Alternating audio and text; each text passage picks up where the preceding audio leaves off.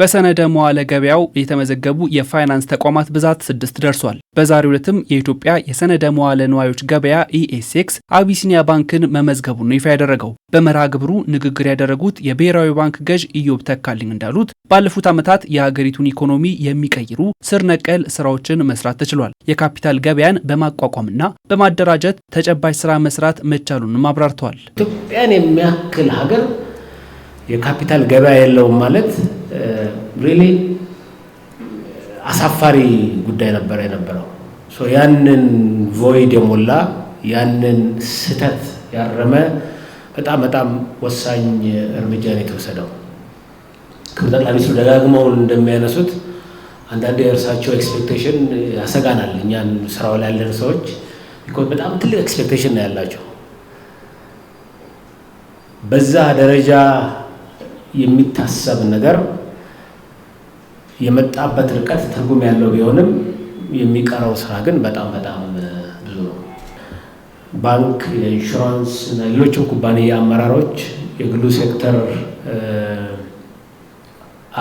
አካላት ወደ ኢትዮጵያ ሰነደ መዋዕሎች ገበያ መጥተው ሊስት መደረግ ለባለ አክሲዮኖቹም ለአጠቃላይ ኢኮኖሚውም በጣም ትርጉም ያለው ጉዳይ መሆኑን ተረድታችሁ ስራውን በትጋት እንዲሰሩ አደራ ማለት ፈልጋለሁ።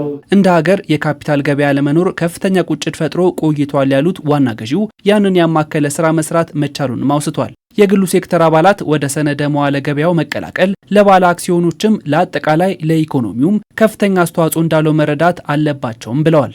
ትልቅ ሮድማፕ አዘጋጅተናል፣ ፍኖተ ካርታ። ይሄ ፍኖተ ካርታ ማሳካት የምንችለው ሁሉም ባለድርሻ አካላት በጋራ ሲሰሩ ነው።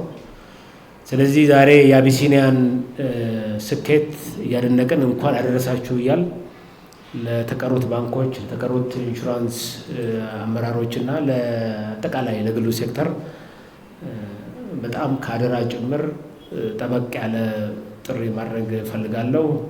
የካፒታል ገበያው የኢኮኖሚ እድገትን፣ የኢንቨስትመንት መስፋፋትንና የረጅም ጊዜ ካፒታል ማሰባሰብን በመደገፍ የሚያበረከተው ሚና የበለጠ ያጎላል። ገበያው በቀጣይ በሰነደ መዋለ ንዋይ ገበያ ያለውን ምቹ ምህዳር የማስፋት ስራዎችን ተጠናክሮ እንደሚቀጥልም ተመላክቷል።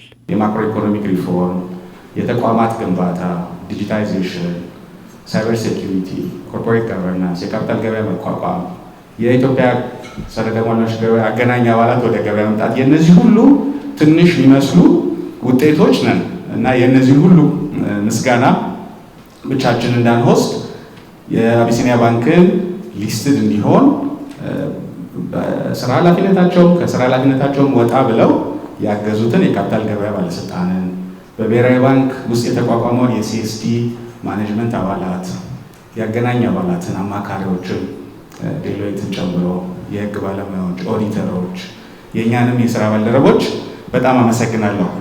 የአቢሲኒያን አይነቶች የቀሩትን ባንኮች ሁሉ፣ ኢንሹራንሶች ሁሉ አሁን አክሲዮን ኩባንያነት የተቋቋመው ሲሰሩ የቆዩትን ሁሉ ወደ ገበያ ካመጣን በኋላ የምንጨምራቸው ኩባንያዎች ላይ ነው የኛ ኬፒአይ እና ይሄ ገና የመጀመሪያችን ነው፣ የመጨረሻችን አይደለም። ግን ዛሬ አቢሲኒያ ባንክ ሊስት በማድረግ በመቻላችን በጣም ደስተኛ ነኝ። የአቢሲኒያ ባንክ በሰነደ መዋለ ገበያ መመዝገብ ለተቋማዊ ጥንካሬና ለኢንቨስተሮች መተማመኛ ለመሆን ያለውን ቁርጠኝነት ያሳያልም ነው የተባለው። ባንኩ ከ980 በላይ ቅርንጫፎቹ ሀገር አቀፍ የፋይናንስ ዘርፍ ተሳትፎውን አጠናክሮ ቀጥሏል። ባለ አክሲዮኖቻችን የበለጠ ግልጽነትን፣ በካፒታል ገበያ ውስጥ ሰፊ ተሳትፎና ዘላቂ እሴት መፍጠርን የሚያጠናክር ጉልህ እርምጃ ነው። በተጨማሪም ባለ አክሲዮኖቻችን በካፒታል ገበያ በቀጥታ እንዲሳተፉና የባንካችን የወደፊት እድገት በጋራ እንዲደግፉ አስፈላጊ መድረክ የሚፈጥር ነው። ስለሆነም ዛሬ በኢትዮጵያ የሰነደ መዋለ ንዋዮች ገበያ ላይ የምናደርገው ምዝገባ የምዝገባ መስፈርት ማሟላት ብቻ ሳይሆን ለግልጽነት፣ ለተጠያቂነት፣ ለተቋማዊ ጥንካሬና ለኢንቨስተሮች መተማመኛ ለመሆን ያለንን ቁርጠኝነት የምናረጋግጥበት ውሳኔ ነው።